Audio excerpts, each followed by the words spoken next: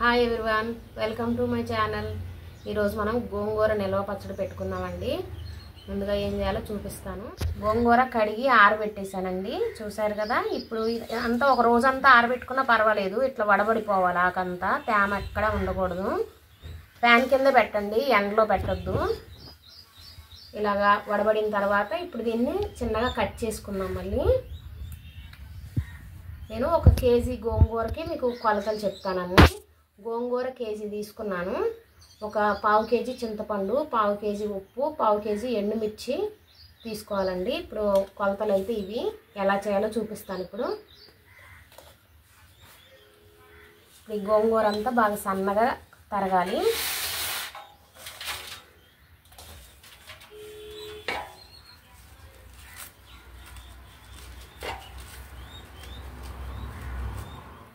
గోంగూర మనం ఆరబెట్టి కట్ చేసి పెట్టుకున్నాం కదా. ఇప్పుడు ఈ గోంగూర వేసేద్దాం.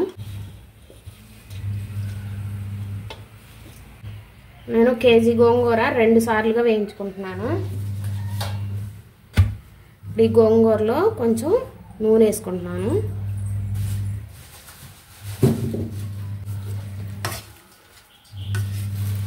ఇప్పుడు గ్యాస్ మీడియం ఫ్లేమ్లో పెట్టుకొని వేయించుకోవాలి. గోంగూర వేగిపోయింది. ఇలాగా కొంచెం ఆయిల్ వేసి కొంచెం గోంగూర మెత్తబడే వరకు ఒక 5 to 6 minutes ఇలా వేయించాను నేను. ఇలా పొడి పొడిలాడుతూ ఉండాలి. మళ్ళీ ఇప్పుడు తీసేసి ఆరబెట్టేద్దాం దీన్ని. ఒక పేపర్ మీద ఇలా ఆరబెట్టేసేద్దాం. ఇది బాగా చల్లారండి. ఇప్పుడు 1/2 కేజీ చింతపండు అండి ఇది గోంగూర పచ్చట్లోకి.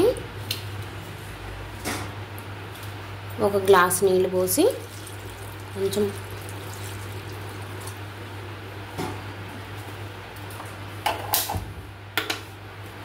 పొయ్యి మీద పెట్టేసేద్దాం.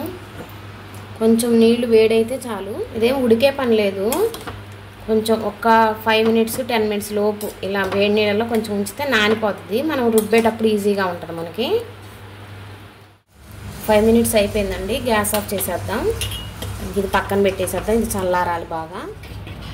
ఇప్పుడు ఎండుమిర్చి అండి ఇవి. కేజీ గోంగూరకి 1/2 కేజీ ఎండుమిర్చి.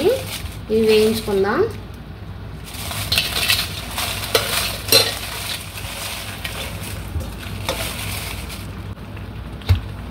ఒక 2 స్పూన్లు ఆయిల్ వేసుకుందాం. ఇప్పుడు ఇది గ్యాస్ మీడియం ఫ్లేమ్లో పెట్టుకొని వేయించుకుందాం. నల్లగా అవ్వద్దు, మాడకుండా చూసుకోండి. కొంచెం ఎర్రగానే ఉండాలి కాయలు. ఈ ఎండుమిర్చి కూడా మీడియం ఘాటు ఉన్నాయండి. మరీ ఎక్కువ ఘాటు లేవు, మరీ చప్పగా లేవు. అలాంటి కాయలు అయితే నేను 1/2 కేజీ తీసుకున్నాను. కేజీకి 1/2 కేజీ లెక్క సరిపోద్ది. ఎండుమిర్చి వేగిపోయిందండి. ఇప్పుడు తీసేద్దాం ఇవి. ఇప్పుడు ఈ ఎండుమిర్చి బాగా చల్లారాలి.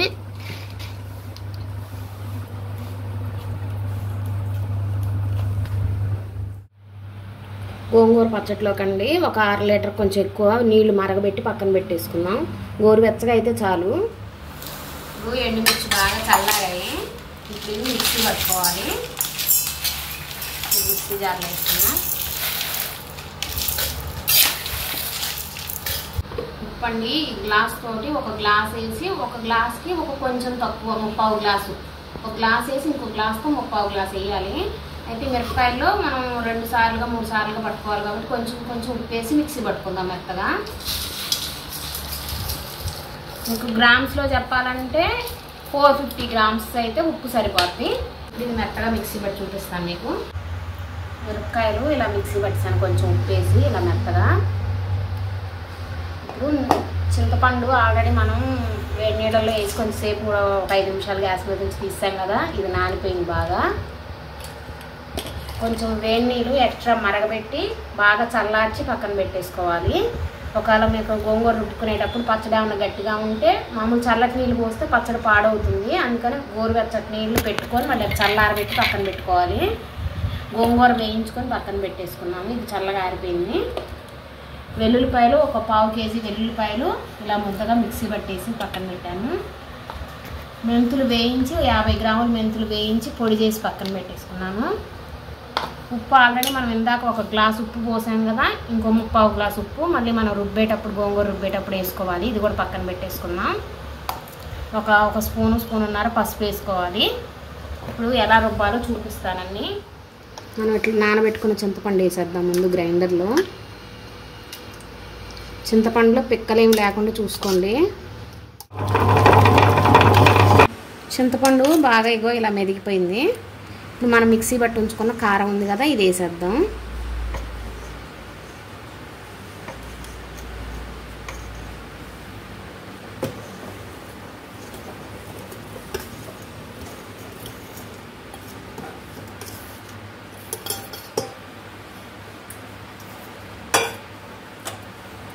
ఉప్పు ఉంది కదా, ఇందాక ఒక గ్లాస్ వేసుకున్నాం, మళ్ళీ 3/4 గ్లాస్ ఉప్పు, మొత్తం 450 గ్రామ్స్ ఉప్పు వేస్తున్నాం మనం. ఉప్పు కూడా వేసేసుకున్నాం.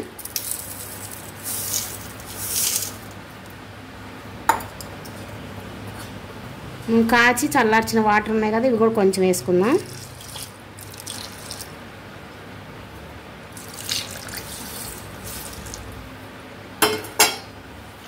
మళ్ళీ గ్రైండర్ ఆన్ చేస్తాను.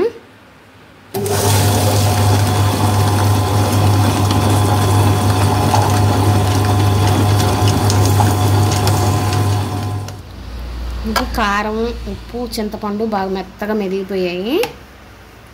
ఇప్పుడు దీంట్లో 1/4 కేజీ వెల్లుల్లిపాయలు కచ్చాపచ్చాగా మిక్సీ పట్టాను, ఇది కూడా వేసేస్తున్నాను. పసుపు, 1 స్పూన్ పసుపు వేస్తున్నాను. మెంతులు వేయించి పొడి చేసి పెట్టుకున్నాను, ఒక 50 గ్రాములు.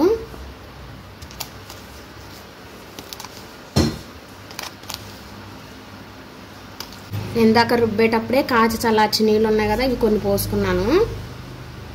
మళ్ళీ గ్రైండర్ ఆన్ చేస్తాను.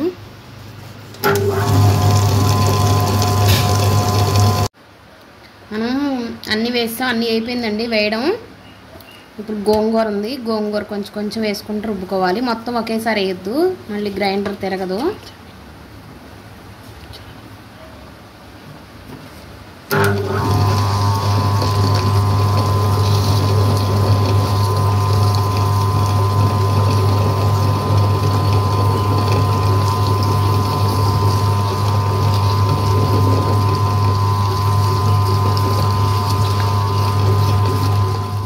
పచ్చడి రెడీ అయిపోయిందండి. 1 కేజీ గోంగూర పచ్చడికి మనకి ఎంత అయింది. కొనుక్కుంటే ఎక్కువ కాస్ట్ అవుతుంది కదా, మనం చేసుకుంటే కొంచెం కష్టపడి చేసుకున్నామంటే సంవత్సరం అయినా మనకి పచ్చడి పాడవకుండా అలాగే ఉంటుంది. మీరు కూడా ట్రై చేయండి, ఎలా వచ్చిందో నాకు కామెంట్ చేయండి.